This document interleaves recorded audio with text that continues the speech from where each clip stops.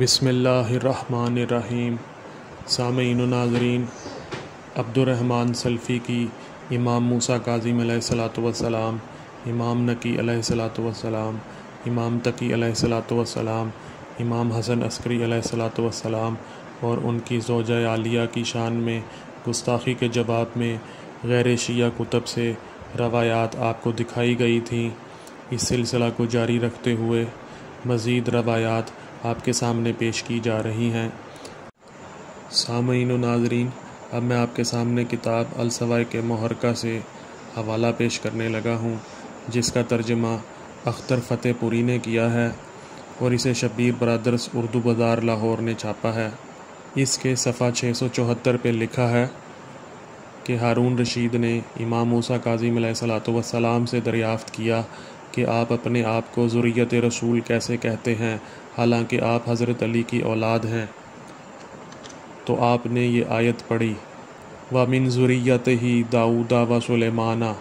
یہاں تک کہ آپ نے اسے حضرت عیسیٰ علیہ السلام پر ختم کیا، حالانکہ عیسیٰ علیہ السلام کا باپ ہی نہ تھا۔ پھر آپ نے یہ آیت بھی پڑھی، فَمَنْ حَاجَّكَ فِيهِ مِنْ بَعْدِ مَا جَاءَكَ مِنَ الْعِلْمِ فَقُلْ تَعَالَوْا نَدْعُوا أَبْنَاءَنَا وَأَبْنَاءَكُمْ، اور رسول کریم صلی اللہ علیہ وسلم نے عیسائیوں سے مباہلہ کے وقت حضرت علی، حضرت فاطمہ، حضرت حسن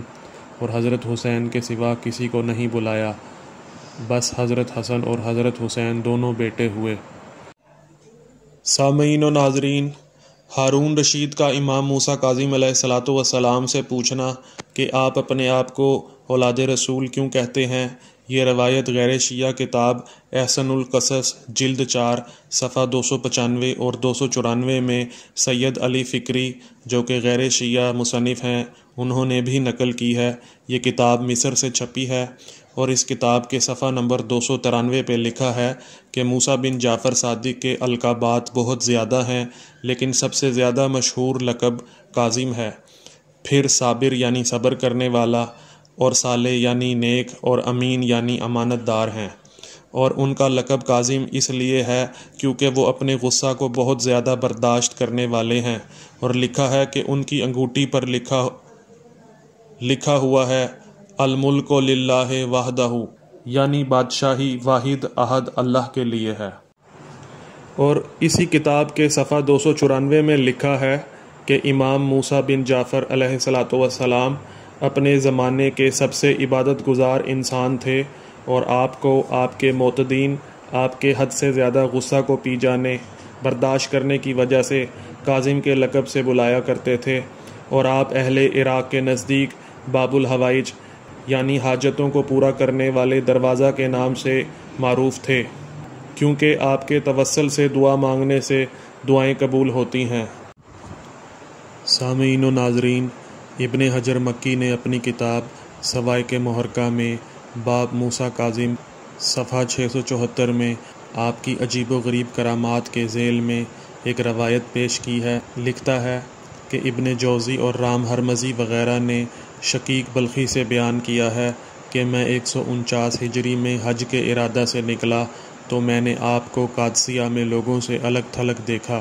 تو میں نے اپنے دل میں کہا کہ یہ نوجوان صوفیاء میں سے ہے جو لوگوں پر بوجھ بننا چاہتا ہے،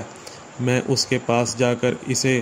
زجر و توبیخ کرتا ہوں۔ جب اس کے پاس گیا تو اس نے کہا، اے شقیق، اجتنبوا کثیرا من الظن ان بعض الظن اسم، بدگمانی سے بہت بچنا چاہیے، بعض بدگمانیاں گناہ ہوتی ہیں۔ میں نے ارادہ کیا کہ وہ للہ صلح کر لیں، مگر وہ آنکھوں سے غائب ہو گیا۔ پھر میں نے انہیں واقسہ میں نماز پڑھتے دیکھا، ان کے اعضاء مضطرب اور آنسو ٹپ ٹپ گر رہے تھے۔ میں معذرت کے لیے ان کے پاس گیا تو انہوں نے اپنی نماز کو ہلکا کر کے کہا، وَإِنِّي لَغَفَّارٌ لِمَن تَابَ وَآمَنَ، اللہ تعالیٰ فرماتا ہے کہ توبہ کرنے والوں اور ایماندار کو میں بخش دیتا ہوں۔ جب وہ زمالہ میں اترے تو میں نے انہیں ایک کنویں پر دیکھا جس کی ٹینڈیں اس میں گری ہوئی تھیں، انہوں نے اس میں ریت پھینکی تو پانی ان کے لیے اوپر چڑھ آیا، یہاں تک کہ انہوں نے پانی لے کر وضو کیا اور 4 رکعت نماز پڑھی۔ پھر وہ ایک ریتلے ٹیلے کی طرف گئے اور ریت سے انہوں نے پانی پیا۔ میں نے انہیں کہا کہ اللہ تعالیٰ نے جو آپ کو دیا ہے اس سے جو بچ رہا ہے وہ مجھے کھلا دو۔ تو انہوں نے کہا اے شقیق، ہم پر اللہ تعالیٰ کی ظاہری اور باطنی نعمتیں ہمیشہ نازل ہوتی رہتی ہیں، اپنے رب سے حسن ظن رکھا کر۔ پس انہوں نے مجھے پانی دیا اور میں نے اس سے پی لیا، کیا دیکھتا ہوں وہ تو ستو اور شکر ہے۔ خدا کی قسم میں نے اس سے زیادہ لذیذ اور خوشبودار چیز کبھی نہیں پی۔ میں اسے پی کر سیر ہو گیا۔ میں کئی دن تک وہاں ٹھہرا رہا، مجھے کھانے پینے کی خواہش ہی پیدا نہیں ہوئی۔ قارئین، مندرجہ بالا روایت میں مترجم نے شقیق کا ترجمہ غلطی سے شفیق کیا ہے، لیکن میں نے درست کر کے شقیق ہی لکھا ہے۔ اور سامعین و ناظرین، جمال الدین ابی الفرج عبد الرحمن بن علی بن محمد الجوزی ہی نے اپنی کتاب صفۃ الصفوہ میں بھی مذکورہ روایت کو نقل کیا ہے، جو دارالکتاب العربی بیروت لبنان سے چھپی ہے، اور صفحات اس کے 363 و 364 ہیں۔ اور سامعین و ناظرین، جمال الدین ابی الفرج عبد الرحمن بن علی بن محمد الجوزی کے بیٹے شمس الدین ابو المظفر یوسف بن کیزوغلی، جو سبط ابن الجوزی کے نام سے مشہور ہیں، اور آج سے قریباً 788 سال پہلے یعنی سن 654 ہجری میں ان کی وفات ہوئی، انہوں نے بھی مذکورہ روایت کو اپنی کتاب مرآت الزمان فی تواریخ العیان کی جلد 13 صفحہ 55 میں نقل کیا ہے۔ قارئین، جمال الدین ابی الفرج عبد الرحمن بن علی بن محمد الجوزی، جو غیر شیعہ حضرات کے نزدیک شیخ الامام، علامہ، حافظ، مفسر، محدث، مورخ اور عالم عراق میں شیخ الاسلام کا درجہ رکھتے ہیں اور بہت ساری کتب کے مصنف ہیں، اور آج سے 845 سال پہلے یعنی سن 597 ہجری میں ان کی وفات ہوئی، انہوں نے بھی مذکورہ روایت کو اپنی کتاب مسیر الغرام الساکن الی اشرف الاماکن میں نقل کیا ہے، جو دارالحدیث قاہرہ مصر سے چھپی ہے۔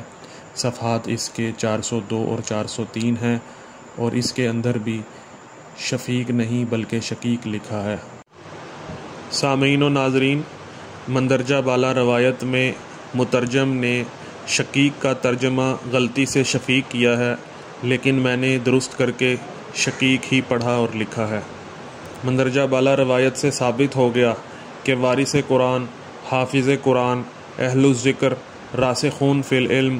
اولاد رسول جب بھی دلیل دیتی ہے، یا قرآن سے دلیل دیتی ہے یا حدیث سے دلیل دیتی ہے، جیسا کہ ہارون رشید نے جب پوچھا کہ امام موسیٰ کاظم علیہ السلام خود کو اولاد رسول کیسے کہتے ہیں، خود کو رسول کا بیٹا کیسے کہتے ہیں، تو انہوں نے جواب دیا کہ جیسے عیسیٰ علیہ السلام بغیر باپ کے پیدا ہونے کے باوجود ذریت داؤد ہو سکتے ہیں، اور امام حسن اور حسین علیہ السلام آیت مباہلہ کے مطابق نبی علیہ السلام کے بیٹے ہو سکتے ہیں، ایسے ہی امام موسیٰ کاظم علیہ السلام بھی نبی کے بیٹے ہیں۔ سامعین و ناظرین، امام موسیٰ کاظم علیہ السلام کا اپنے خلاف بدگمانی رکھنے والے کا دل کا حال جان لینا، اس کو قرآن سے نصیحت فرمانا، امام موسیٰ کاظم علیہ السلام کا عبادت کے دوران زار و کتار رونا، اور آپ کا ریتلے ٹیلے سے پانی پینا اور شقیق کو پلانا، اور شقیق کا ایسا لذیذ اور خوشبودار پانی کبھی نہ پینے کا دعویٰ کرنا، اور ایسا پانی پینے کے کئی دن بعد تک کھانے پینے کی خواہش کا پیدا نہ ہونا، ثابت کرتا ہے کہ امام موسیٰ کاظم علیہ السلام کی ہستی عام انسانوں کی طرح نہیں تھی۔ قارئین، اب اگلے پارٹ میں ہم امام موسیٰ کاظم علیہ السلام کے بارے میں دیگر غیر شیعہ کتب سے روایات پیش کریں گے۔ آپ کو اگر ویڈیو پسند آئے تو ویڈیو کو لائک کریں، اور اگر ابھی تک آپ نے چینل کو سبسکرائب نہیں کیا تو چینل کو سبسکرائب کریں، تاکہ آپ کو ہماری مزید معلوماتی اور تحقیقی ویڈیوز ملتی رہے۔ السلام علیکم۔